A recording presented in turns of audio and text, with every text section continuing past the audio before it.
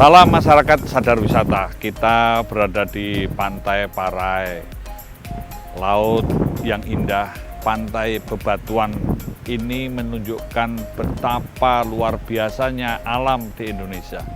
Ini ada di Pulau Bangka, merupakan suatu kekayaan alam. Kita lihat di laut, di darat, di gunung, bukit, danau, sungai, persawahan, hingga pantai dan lautan. Semua memiliki nilai seni. Ini ada nilai-nilai kehidupan.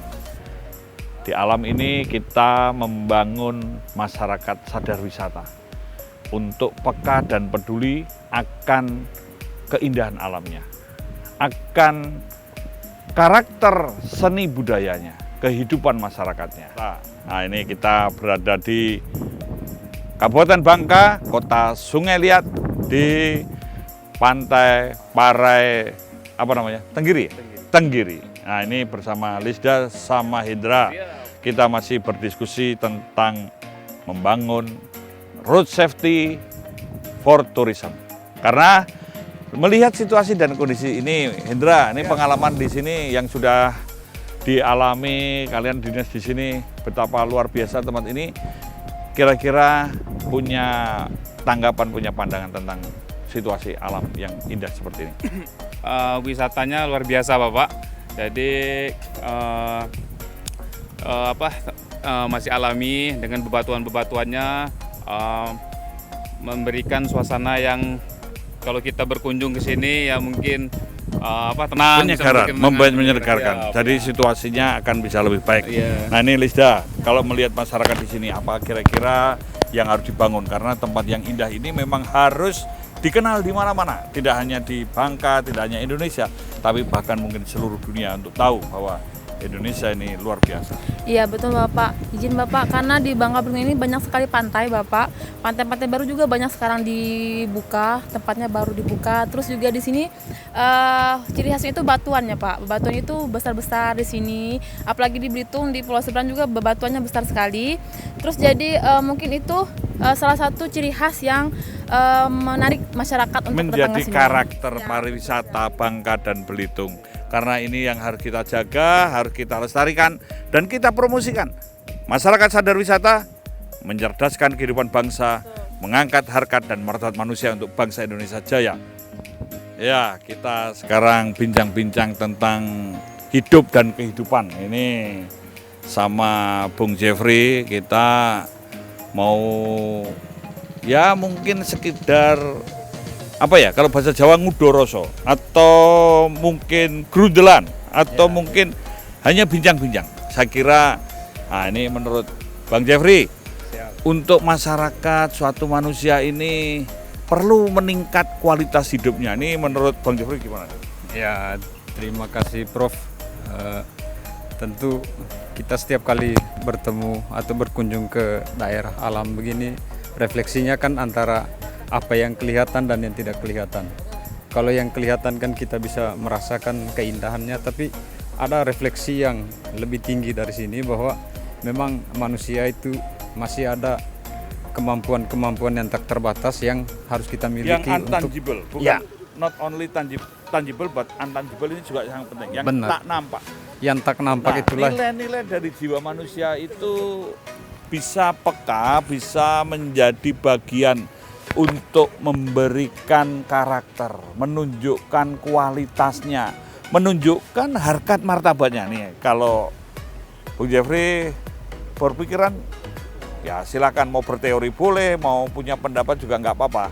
Manusia ini harus manusia, atau semakin manusiawinya manusia. Ini sebetulnya untuk yang berkaitan dengan membangun peradaban. Ya, sebenarnya kan memang apapun namanya pembangunan tentu tujuannya adalah untuk memanusiakan manusia. Manusia sebagai subjek dalam pembangunan tidak hanya sekedar objek, tapi juga memang dia menjadi pelaku, karena tujuannya adalah bagaimana peradaban itu dibangun dalam rangka untuk mendorong manusia itu semakin baik, semakin beradab, dan dia mampu menghargai alam ciptaan ini. Jadi konsep kalau dalam istilah filsafat, ekologi itu tidak hanya sekedar kita menikmati alam, indahnya alam, tetapi juga bagaimana kemudian alam yang diberikan oleh yang kuasa itu kemudian bisa membuat manusia itu semakin bersyukur akan apa yang diberikan oleh yang kuasa itu. Menghayati keindahan itu sendiri. Nah ini kita nih kebetulan kalau saya lihat batu, lihat laut, lihat alam begini nih, kalau bincang-bincang tentang manusia dan kemanusiaannya kayaknya wah kita kayak pertapa aja. Tapi ini sebetulnya bukan tempat bertapa.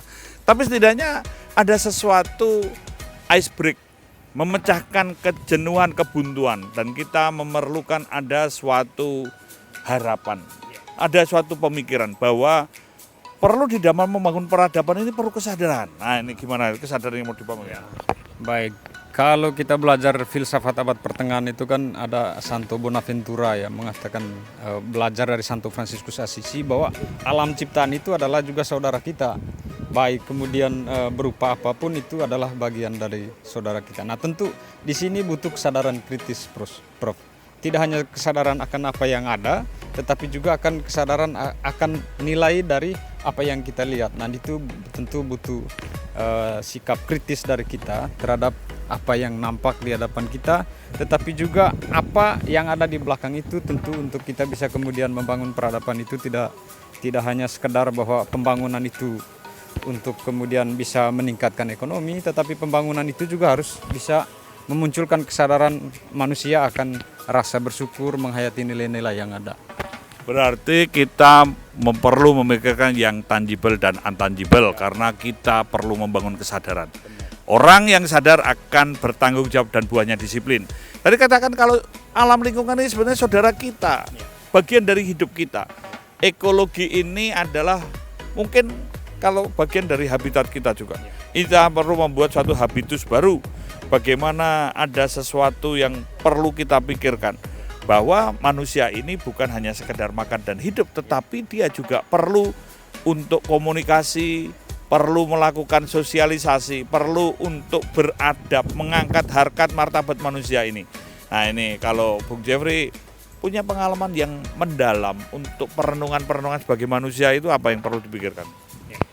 Baik Prof, kalau kita kebetulan dulu saya pernah belajar filsafat manusia ya, bagaimana kemudian relasi personal kita dengan manusia sama manusia itu kan sesuatu yang kemudian sudah terbiasa kita bangun. Nah, bagaimana kemudian relasi kita dengan alam semesta, relasi kita dengan dunia kosmik itu kemudian menunjukkan bagaimana keberpihakan kita terhadap situasi yang sedang berkembang. Dan dalam kerangka itu mestinya memang tentu setiap kita harus memiliki nilai. Nah, untuk bisa sampai ke level orang bisa memiliki, menghayati nilai-nilai kehidupan itu, tentu dia juga harus mampu melakukan refleksi kritis akan apa yang dimilikinya. Dan tentu kita selalu, Profesor selalu mengatakan bahwa dialektika itu menjadi penting untuk kita bisa menemukan apa inti dari semua perbincangan atau diskusi-diskusi yang sudah kita bangun. Perlu refleksi kritis dan inilah yang harus kita pikirkan, dialektika, dialog untuk selalu mencari solusi. Kita harus dinamis, proaktif, problem solving. Karena hidup ini tidak sebatas hanya makan, minum, kebutuhan biologis, kebutuhan fisik, tetapi juga ada kebutuhan adab yang harus kita lakukan. Dan kita tumbuh kembangkan sebagai bangsa yang modern, demokratis, dan juga beradab.